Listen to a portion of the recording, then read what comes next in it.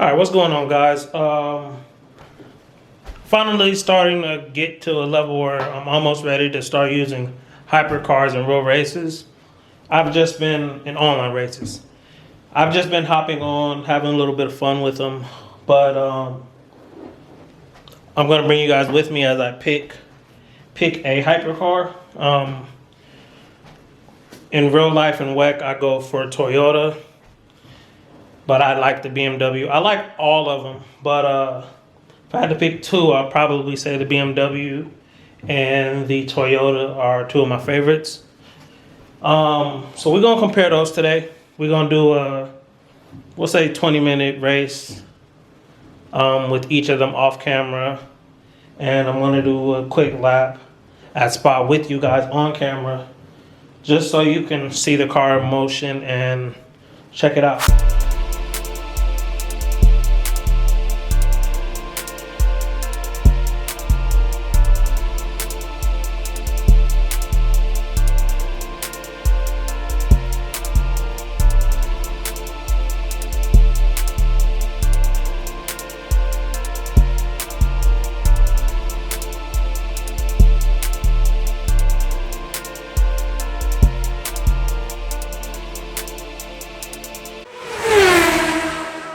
All right, now before we hop into the sim, part of the reason I like the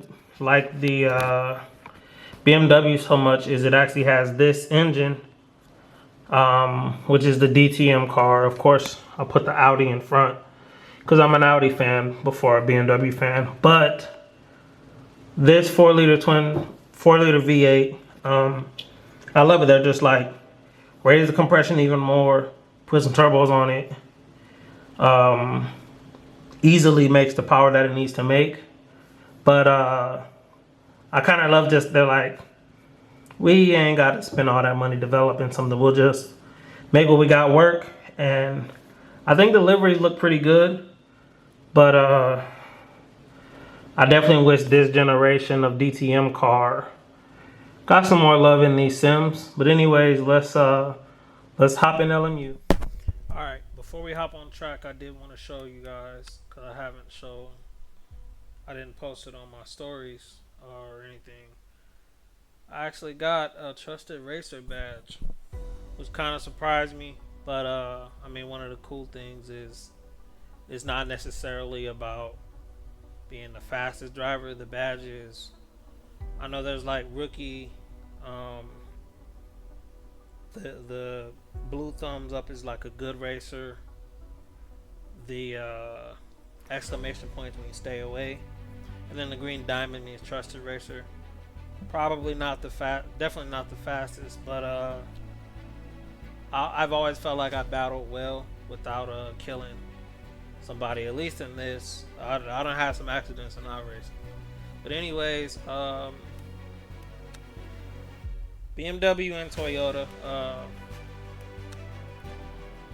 I've always been excited about the Toyota. I mean, I bought it in Gran Turismo the day it came out. I made sure to have some money for it. But we're gonna keep it basic, short lap, Spa. We'll start with the BMW. Like I was saying, it has the DTM based twin turbo V8. I'll add an image in of it right here. But I don't know, for me, I guess twin turbo V8s are kind of like the sweet spot.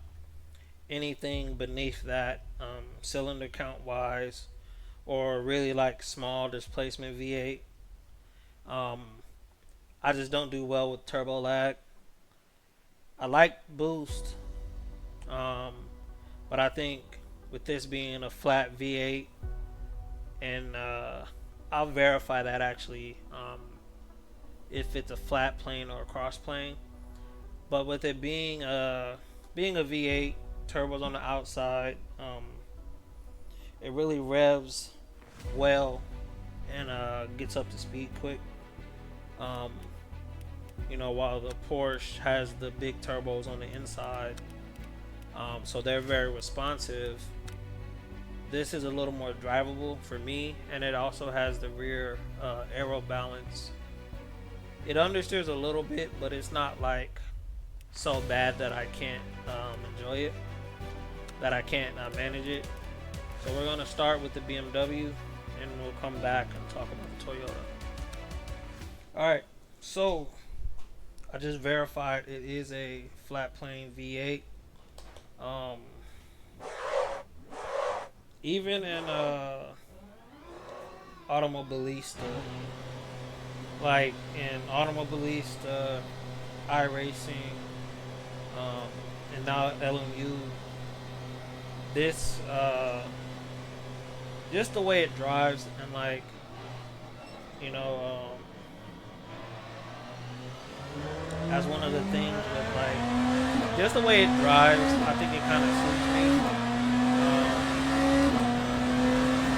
because I do tend to let a car rear end away from me,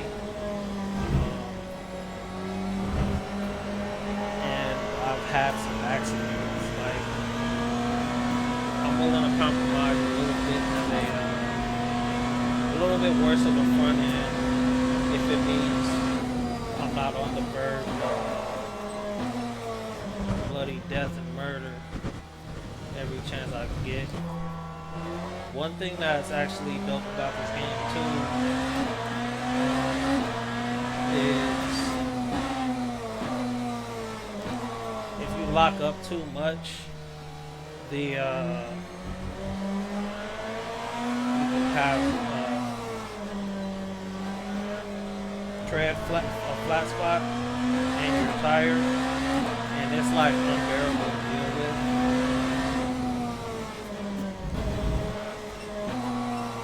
That's something that evidently they really have to like deal with. And then I do know they recently did a update on here to kind of address the tires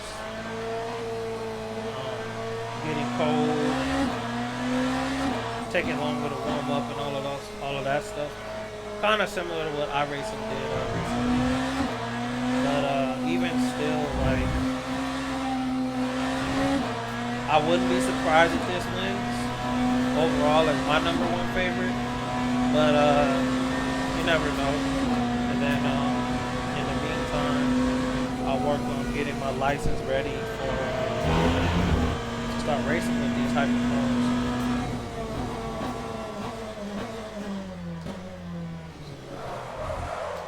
I am not good right now. I'm also trying to talk and drive too. But I just like the power delivery.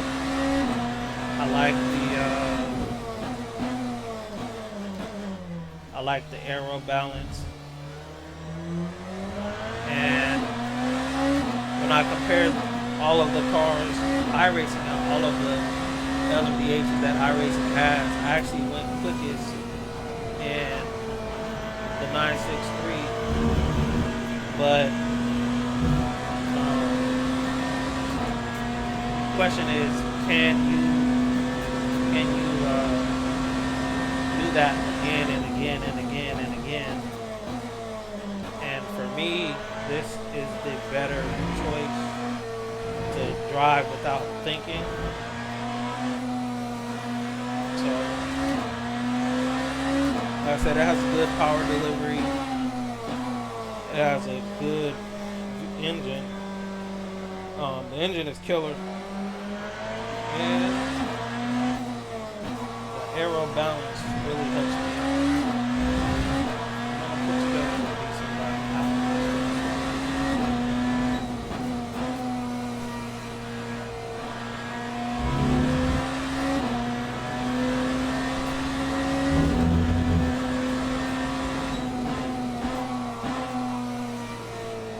And this is also the Lara chassis. Like the Cadillac is, McLaren will be. Captain Obvious, LeMans is in a fantastic spot right now with all of these different manufacturers competing for overall victories.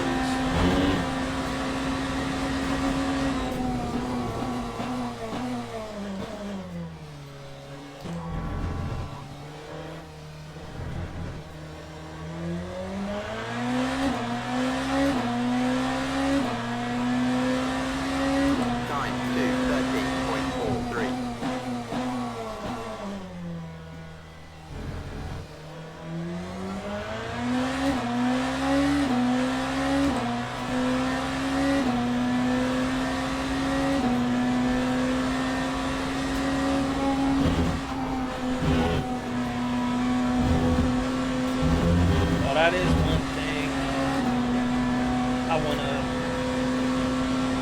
wanna get a stronger wheel. See the display over there,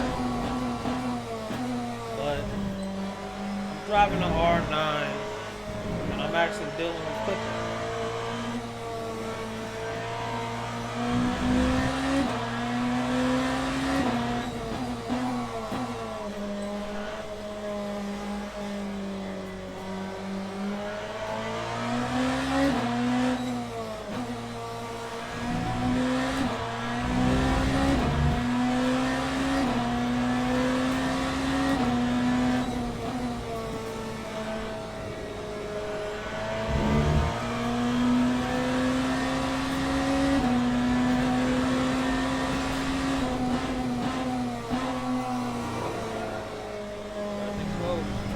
A little bit of understeer.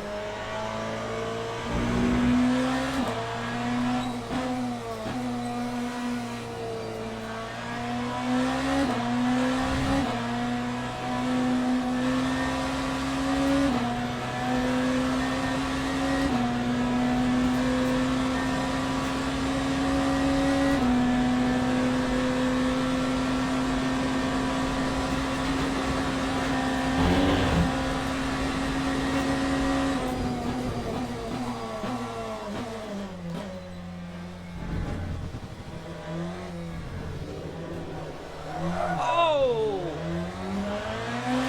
Yes, I got lucky. I didn't spin out. But that time was that was 9.89. At least a 207, you know. Anyways, this is currently my favorite LMPH. Though I do admit, I think that Porsche 963 will probably be its most direct challenger. And that's actually going to be the next video on Porsche versus Ask next. And, go from there. Let's check out the Toyota, and then I'll do my race off camera to see which one I kind of prefer. Alright, we are back now. Let's talk about the Toyota. So they do have a new, so the Toyota is the oldest hypercar around by far. Toyota was actually the first hypercar, the first real hypercar, not a grandfather LMP one. Like as soon as hypercar got announced, Toyota were on top of it. And what I love about them personally is they made a commitment. They're like, we aren't going anywhere. And it took them a while to get their wins. They should have got one in 2016 when they had the fastest car.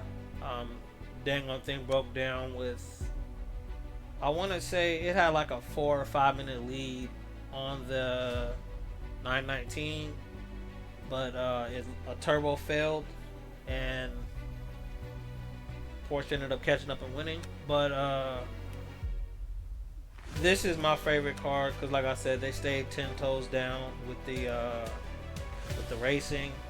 And when LeMans was kind of weak because Audi had left,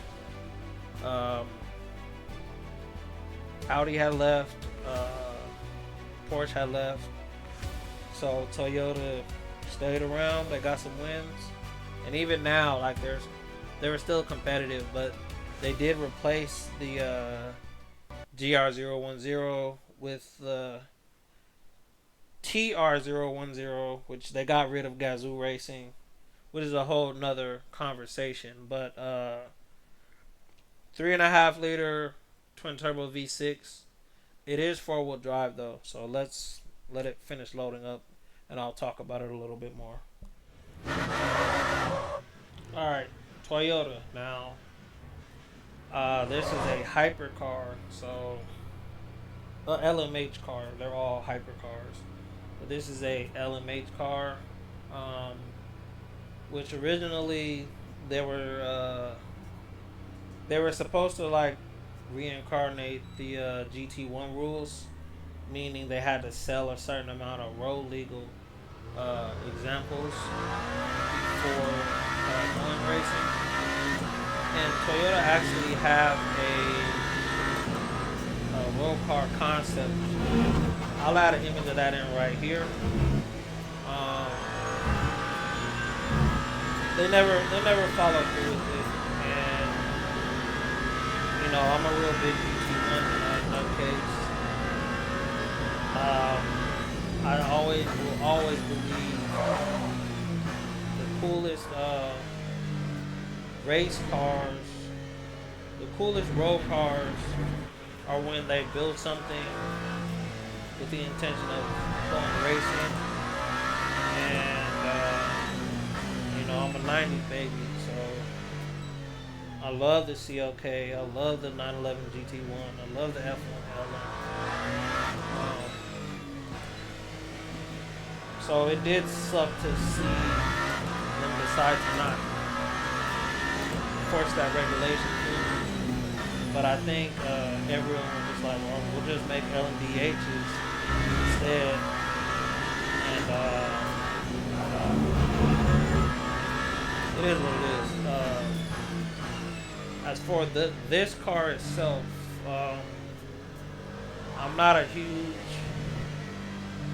fan of how it drives. I do like, I mean, it's fine, I guess, but being 4-wheel drive, I get a lot of understeer. And there are hybrid modes, adjust here. I don't exactly fully know those yet, but I do know I hate understeer, and this does that.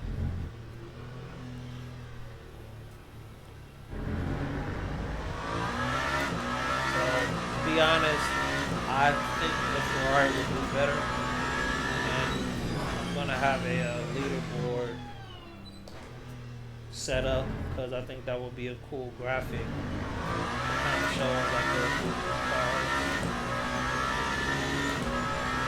as far as lap times go.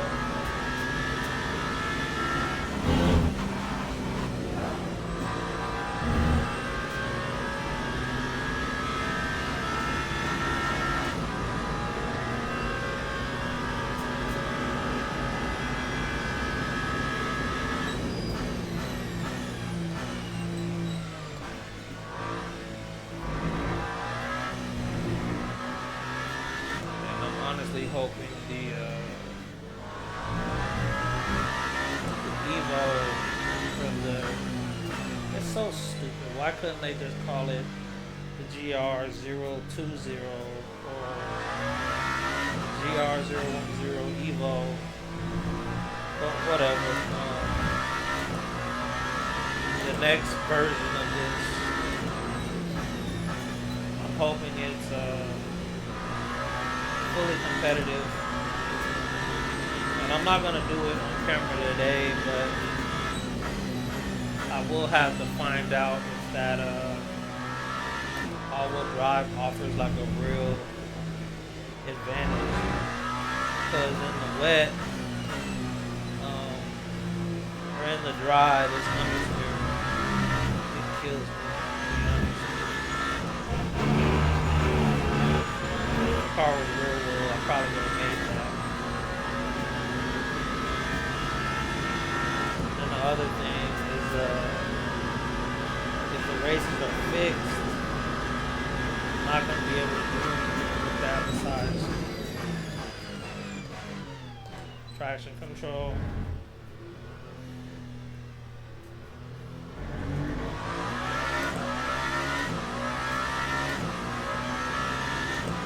That time was a 2:12.71.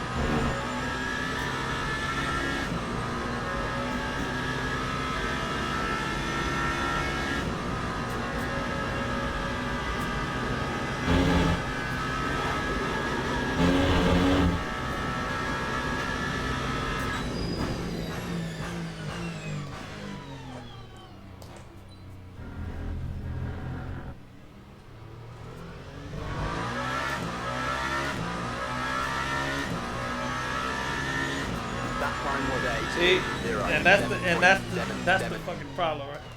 That's the freaking problem right there. So I just complained about not liking four-wheel drive because it understeers, and then like I went way faster in this just now than I did the BMW. So we're gonna hop on. We're gonna do 30 minutes total per car. I'm gonna do LeMans, and we'll see what other track I do. It's gonna be off camera anyway, but we're gonna do 15-minute race at 2 tracks, and we're gonna see how they compare. I'm gonna do the same track across all the hypercars, but be right back. We will see you guys with some results. All right, so what's the verdict? I actually just finished. So I ended up doing Silverstone for 10 minutes and Le Mans for 10 minutes. Of these two so far, I got the Toyota in second. Simply because, although to actually race it and not just hot lap it, it's better than I remember. That's actually the best it's felt for me.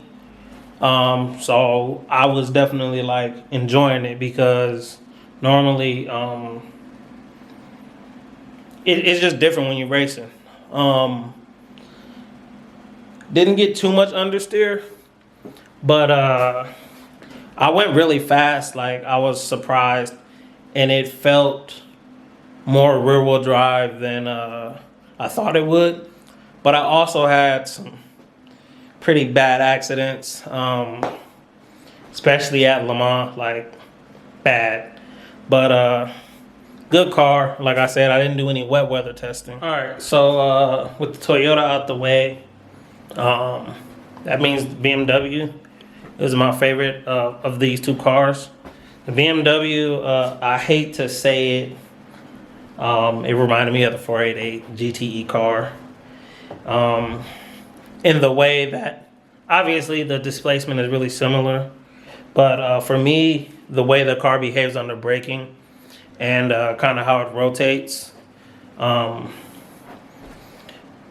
didn't get a ton of understeer unless I was like really, really, really deep on the brakes. But the car is fast, man.